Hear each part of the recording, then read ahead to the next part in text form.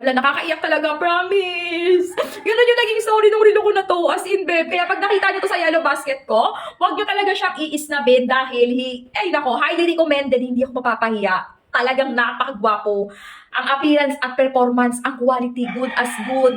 Tapos ang mura-mura lang. Yung pala yung purpose nito. Hindi siya nagpabenta sa akin as a wholesale sa marketplace dahil para pala ibigay ko sa inyo here sa live ko na sobrang discounted lalo na ng magbe-bare months. Very useful sa inyo to.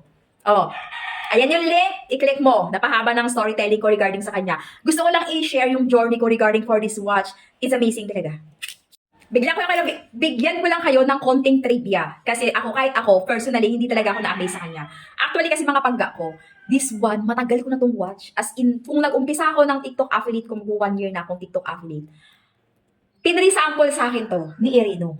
So, tinanggap ko siya, pinromote ko siya, as a thankful promotion. Ibig sabihin nun, pinopromote ko lang siya dahil gusto ko lang sa mga nag-i-stay sa live ko, pasasalamat ko dahil nga ang mura. Ginawa, kasi guys, napakamura lang nito, promise. Sobrang baba. Hindi pa to lalagpas ng 200. Nasa 150 lang to. 150 something lang yung ganitong kagwapong relo. Legit be, 150 lang.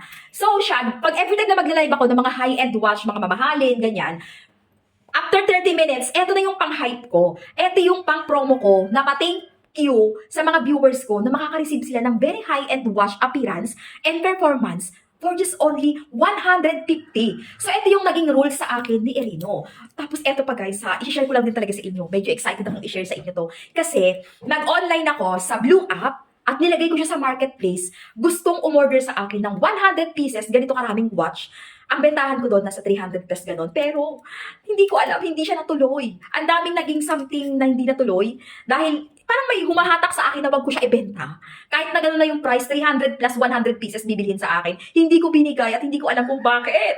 Tapos ngayon, sobrang nagtithankful talaga ako dahil sa mga nangyaring yun at hindi ko rin talaga pinanginayangan yun. Parang nung hindi natuloy, wala lang, okay lang, di ba? Ngayon, tingnan mo yung sold out. Di ba? Ay nako, ilang araw mo pa lang siyang nilalive. Yung live na talagang totally focused na live talaga, ilang araw pa lang, bet. Pero look at the sale. Tingnan mo yung sale, di ba?